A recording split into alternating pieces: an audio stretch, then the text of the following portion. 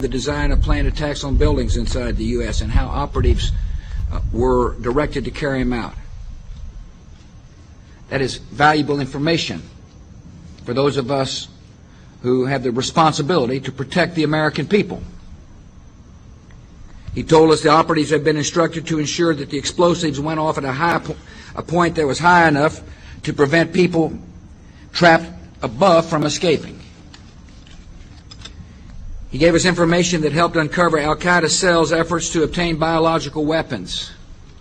This is Building 7, a 47-story skyscraper that fell on the afternoon of September 11th. The government says that fire brought it down. However, 1,500 architects and engineers concluded it was a controlled demolition. Over 6,000 of my fellow service members have given their lives. And thousands of my fellow first responders are dying. I'm not a conspiracy theorist. I'm a structural engineer. I'm a New York City correction officer. I'm an Air Force pilot. I'm a father who lost his son. We're Americans, and we deserve... I lost my husband. My son. My uncle. My nephew. September 11th, 2001. Most people don't know a third tower fell that day. The government says fire brought it down. The collapse of World Trade Center 7 was primarily due to fires. I, along with 1,400 other architects and engineers, have found the government's conclusion to be physically impossible. Impossible. We need the truth about what happened that day. Go to rememberbuilding7.org. Why it fell, why it matters, and what you can... Good for the rent-a-troop business. Prince William used his royal connections in Denmark and England to provoke these wars. King George III of England rented Hessian soldiers from Mayor Rothschild and Prince William to fight the American colonists. American colonists had already shot down millions of North American Indians whose spears and arrows were helpless against the deadly gunfire. The worst Holocaust in human history occurred not in Nazi Germany, but on American soil.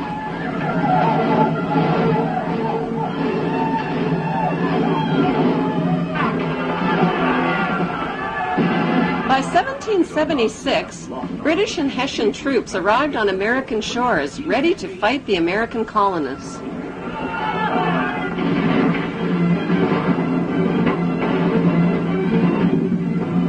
It comes.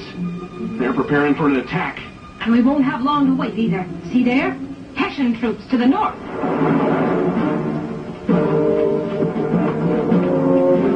Hessian mercenaries. I can't believe the king is paying Germans to come here and kill British colonists.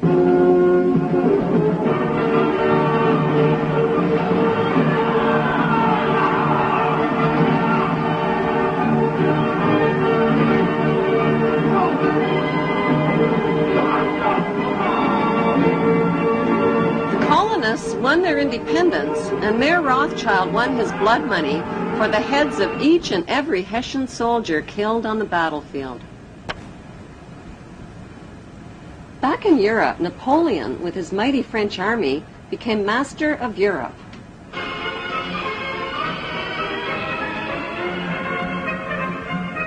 When Napoleon and his troops stormed into Frankfurt, Germany, William feared for his life and his vast fortune. He left $3 million in the hands of Mayor Rothschild to pay the Hessian soldiers. Then he escaped to Denmark to stay with his royal relatives, all of whom were descendants of the tribe of Dan.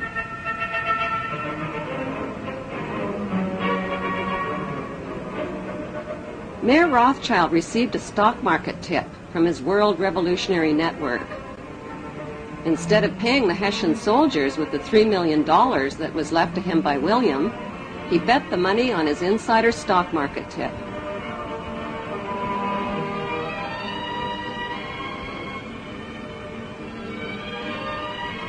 With his new fortune, Mayor Rothschild set up 5 family banks to be run by each of his 5 sons in London, Paris, Naples, Frankfurt, and Vienna.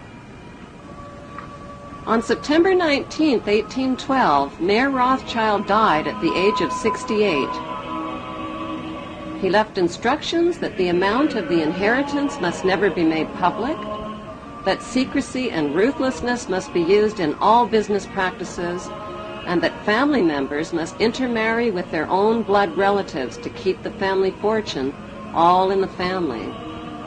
All five brothers dedicated themselves to their ancestors' world revolutionary dream. That dream was to control the entire world under one world ruler by disarming the nations of the world. A king, the son of David, will purify Jerusalem from the nations that trample her down, destroy the lawless nations, and gather a holy people whom he will lead in righteousness.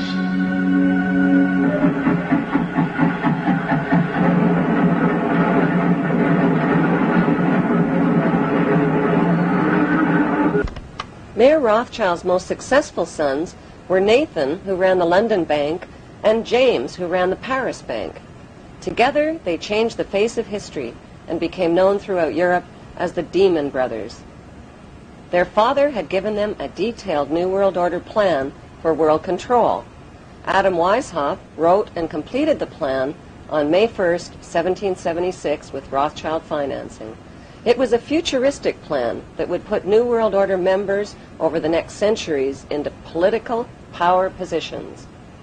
I, George Walker Bush, do solemnly swear. I, George Walker Bush, do solemnly. It was a plan to divide and conquer the nations of the world by provoking wars, then profiting from war loans and from the sale of weapons to both sides. Exhausted by war, terror, and chaos, humanity would eventually bow down to one world ruler and one world army as a solution.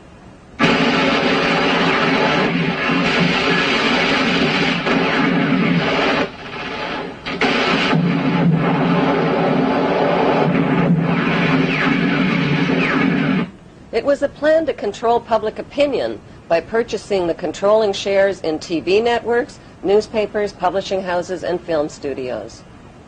Briefings and updates from Washington and around the world every 15 minutes throughout the business day. As influential leaders, global markets, and your money take center stage. On CNBC. Sports, games, and alcohol would be used to distract the masses.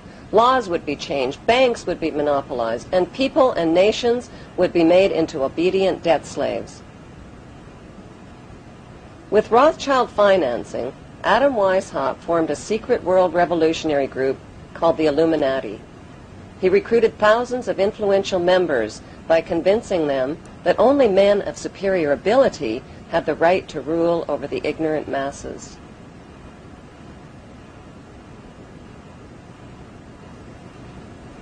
French police exposed the plan when they found documents on an Illuminati courier who was struck by lightning while traveling from Germany to France. The Illuminati was forced underground. They took refuge in the lodges of a secret brotherhood called the Freemasons, who practiced death and rebirth rituals and whose history dates back to the construction of Solomon's Temple.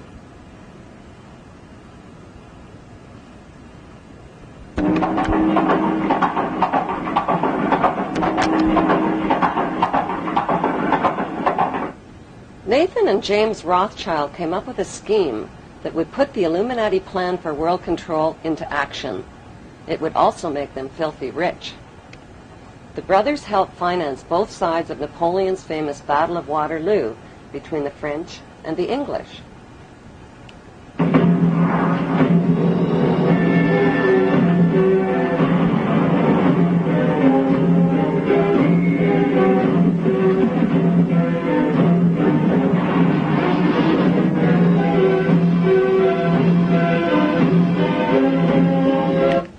With advanced knowledge of the British victory, Nathan Rothschild spread lies that the British had been defeated, which caused a stock market crash. While panicked English investors sold their life savings, Nathan bought up their market shares for pennies on the dollar. When official news of the British victory over Napoleon was announced, the English stock market skyrocketed, and so did Nathan's wealth. In one foul swoop, the Demon Brothers had double-crossed the English masses and taken control of the Bank of England. Flaunting their stupendous wealth, the brothers went on a lavish spending spree. They bought mansions, fashionable clothes, and hosted extravagant parties.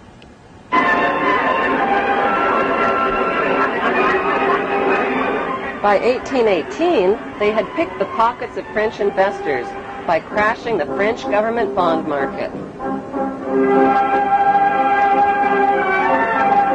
According to plan, the brothers formed the world's first international bank and named it N.M. Rothschild and Sons. The Pope became their most famous customer. The Catholic Church, which had financed the wholesale slaughter, torture, and looting of hundreds of thousands of Muslims during the Christian Crusades, were now doing business with the Demon Brothers. By 1823, the Rothschilds were guardians of the entire papal treasure and took over the financial operations of the Catholic Church.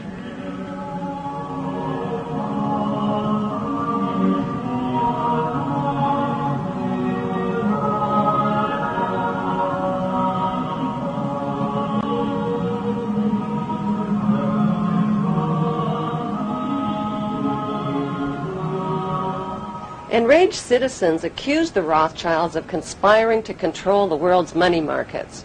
Fearing for their lives, the Rothschilds retreated into the shadows and cast their eyes on the youthful United States of America.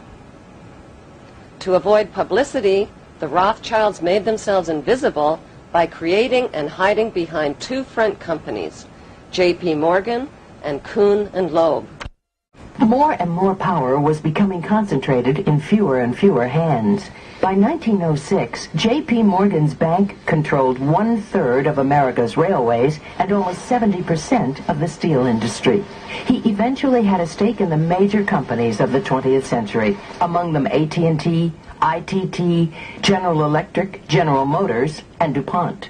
At one point, Morgan made the offhanded comment, "America is good enough for me." And the newspaper William Jennings Bryan retorted, "Whenever you're tired of it, you can give it back." I mean, that was the image of J.P. Morgan, the owner of the United States. The success of Morgan's Industrials was quickly reflected in the Dow Jones Industrial Average. The Rothschilds bought controlling interest in England's British East India Shipping Company and the illegal opium trade with China. They offered junior partnerships to New England.